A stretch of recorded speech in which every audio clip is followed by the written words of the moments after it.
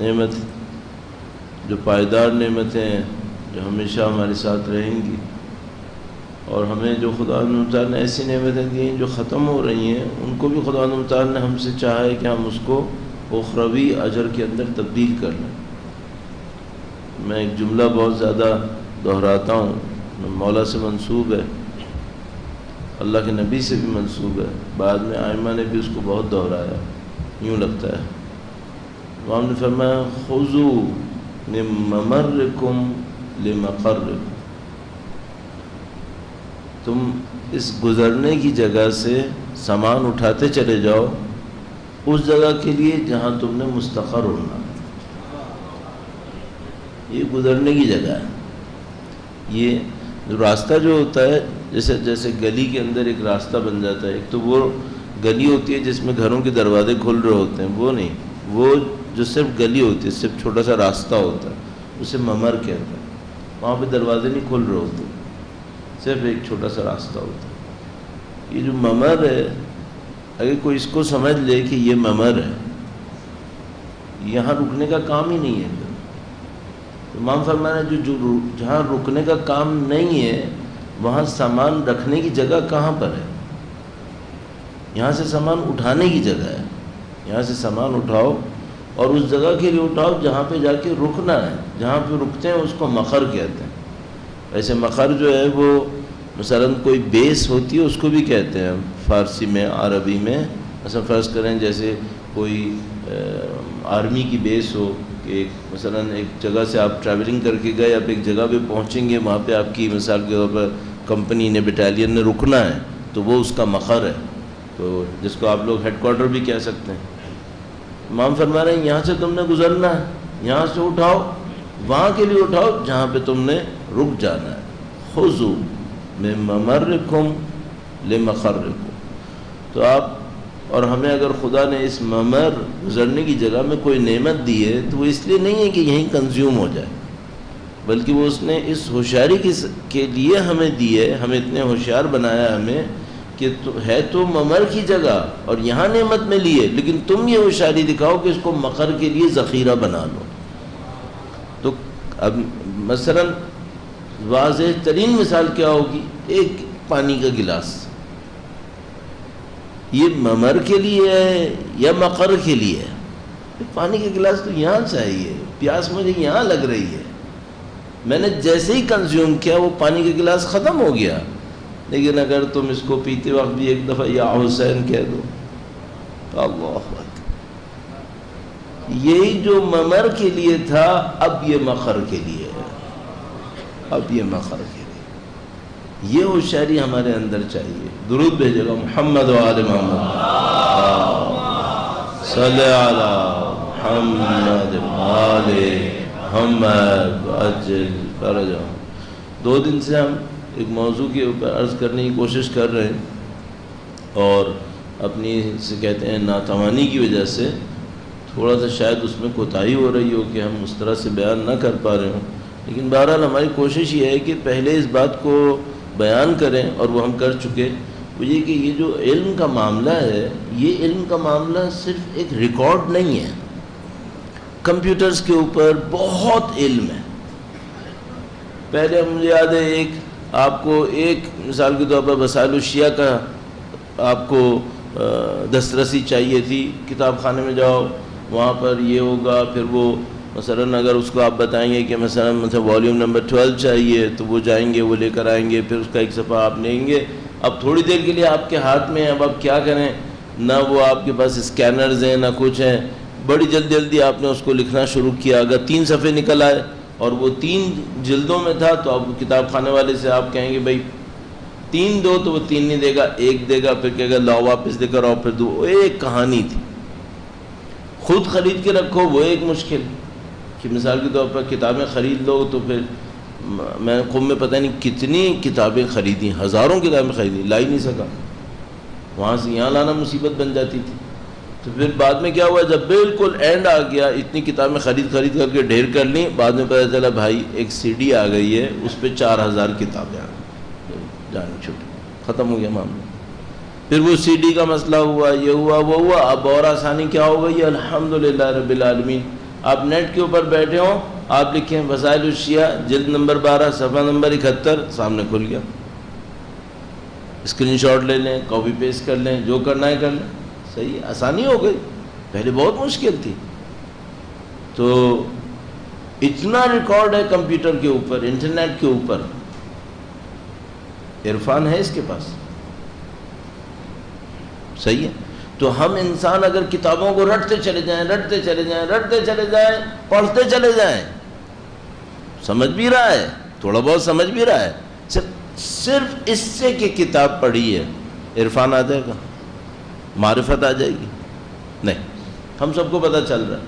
جبکہ ابھی ہم نے کل یہ بھی عرض کیا ہے کہ بعض علوم ایسے ہوتے ہیں جو علم کی حیثیت، علم کی بلندی و عظمت عالم کو بھی عظمت دے دیتی ہے. بعض علوم ایسے ہوتے ہیں. اب وہ کیا حصہ ہے یہ مجھے آپ کی خدمت میں جلدی سے عرض کرنا ہے. اب وہ جلدی میں پوری کوشش کروں گا کہ آپ کا مزید وقت نہ لگے اور میں اس فیز میں داخل ہو سکوں جلد از جلد اپنے لیے کہ یہ حاصل کیسے ہوگا. درود بھیجے گا محمد و آل محمد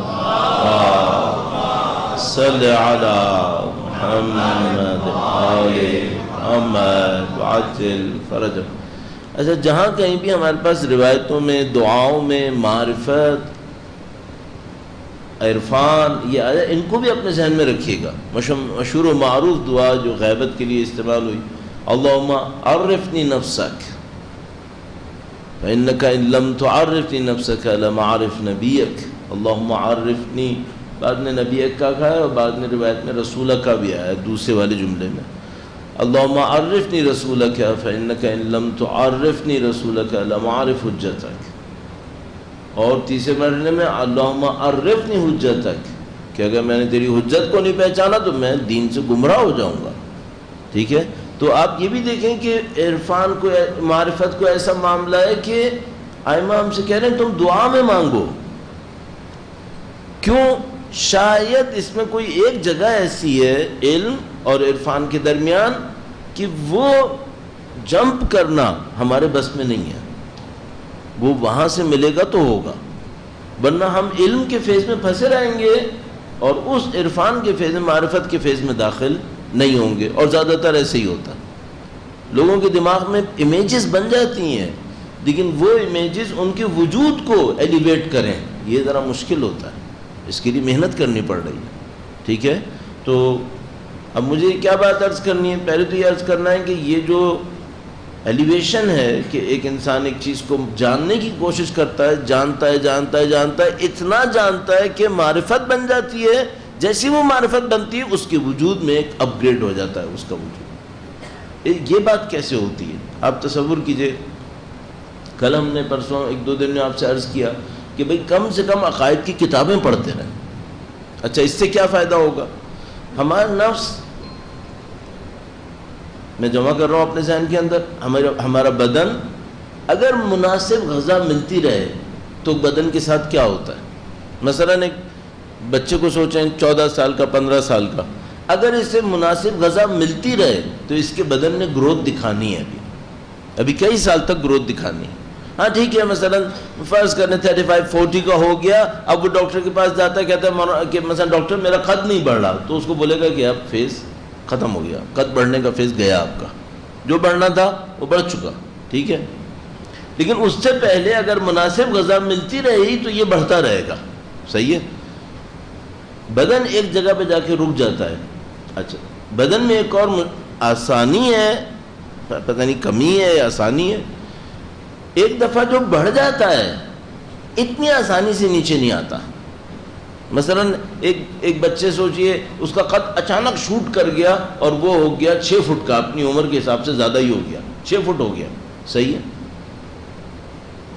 40 سال تک پہنچتے پہنچتے 5 ہونا ہے اس نے؟ نہیں، یہ نہیں ہونا. ٹھیک ہے، دبلا ہوگا، پتلا ہوگا، موٹا ہوگا، یہ ہوگا، وہ ہوگا، دیکھنے میں آپ کو 6 سے 1 انچ کم لگے گا چونکہ اس کی ہڈیوں کا وزن کم ہو گیا ہے، سر کے بال کم ہو گئے، لیکن ایکچولی یہ کم نہیں ہوگا، یہ اتنا ہی رہے گا. روح میں یہ دونوں مسائل نہیں ہیں. روح میں کیا ہے؟ روح میں یہ کہ اگر اس کو مناسب غذا ملتی رہے، فار ایور گروتھ ہے، فار ایور. کیوں اس کے اندر یہ خوبی ہے؟ کیوں؟ چونکہ بدن ایک ایسی چیز سے بنا ہے جس کے اندر لمٹ ہے، میٹر، اور روح اس روح خدا سے ہے جو انفائنائٹ ہے، اس میں کوئی کمی نہیں ہے، انفائنائٹ ہے، اس کی گروتھ ان لمیٹڈ ہے. تو بدن میں ہمیں یہ نقصان ہے کہ 30 سال بعد 25 سال کے بعد پھر ڈاکٹرز آپ کو بتائیں گے اب قد نہیں بڑھے گا، اب یہ نہیں بڑھے گا، بلکہ اب ڈکلائننگ آئے گی، کچھ بھی کر لو، ٹھیک ہے. لیکن روح کے اندر چاہے بندہ 90 سال کا ہے، روح بڑھتی رہے گی اگر وہ صحیح کام کرے، اور کوئی لمٹ نہیں ہے، کوئی لمٹ نہیں. عبدی اطیعنی اجعلک مثلی، اے میرے بندے تم میری اطاعت کر، میں تجھے اپنا جیسا بنا دوں گا. اللہ اکبر، اپنا جیسا. یہ ایک بینیفٹ ہو گیا. بس کبھی بھی ٹائم کے اعتبار سے گروتھ کے رکنے کا کوئی امکان نہیں ہے، آپ بڑھاتے رہیں. نمبر 2، کوئی لمٹ نہیں ہے، جہاں تک لے جانا ہے لے جائیں. نمبر 2، لیکن اب بدن میں کیا کوالٹی تھی؟ بھئی ایک بچہ مثلا 18 سال کی عمر میں اچانک شوٹ کر گیا، 6 فٹ کا ہو گیا، 6.5 فٹ کا ہو گیا، اگر ایسا ہو گیا ہو. اب مثلا 40 تک 5 کا نہیں ہوگا. روح میں ایسا نہیں ہے. روح میں 90 سال کی عمر کا انسان جس کی روح آسمان پہ پہنچی ہو، اب بھی اگر غلطی کرے گا روح چھوٹی ہو جائے گی.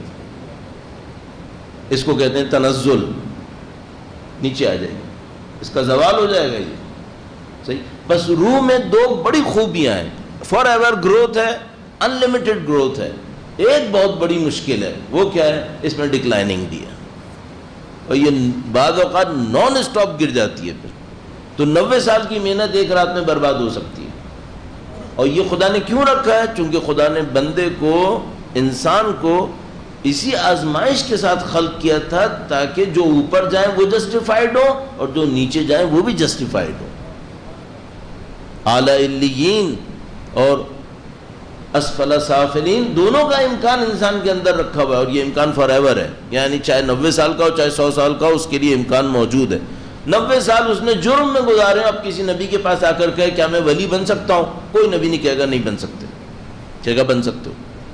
90 سال ولی اللہ ہو اور کسی سے آ کر پوچھے کہ کیا اب میرا مسئلہ کو خراب ہو سکتا ہے؟ اوور نائٹ خراب ہو سکتا ہے. صحیح ہے. اب اس فیز سے نکل آئے.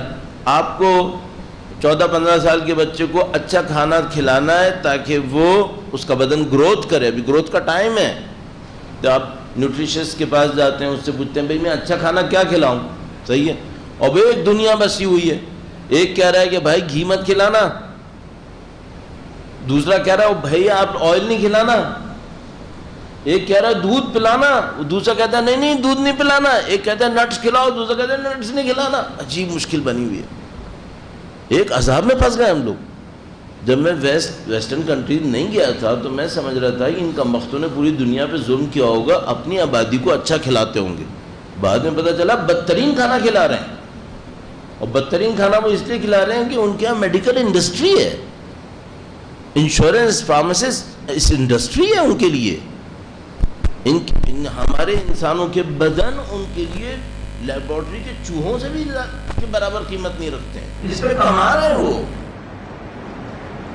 یعنی چوہوں پہ تو ٹیسٹ کرتے ہیں نا، ہم پہ تو وہ بدبختی لا رہے ہیں جو ٹیسٹڈ ہے کہ بدبختی ہے. وہی کر رہے ہیں ہمارے ساتھ. تو میں تو گھبرا گیا باہر جا کر، یار یہاں سے میں بچ کے کیسے جاؤں گا. اچھا پاکستان میں تو چلو اپنا غریب ملک ہے، یہاں پہ اچھی بات یہ ہے کہ دیسی مرغی مل جائے گی. آپ ویسٹرن کنٹری میں چلے جاؤ، ذرا ڈھونڈ کے دکھاؤ، تازہ دودھ کہیں سے ڈھونڈو، وہی پینا پڑے گا جو انہوں نے اپنی انڈسٹری میں دیا ہے. اب میں اس میں نہ جاؤں، آپ کہیں گے لوگ بات کم تھا، وقت کم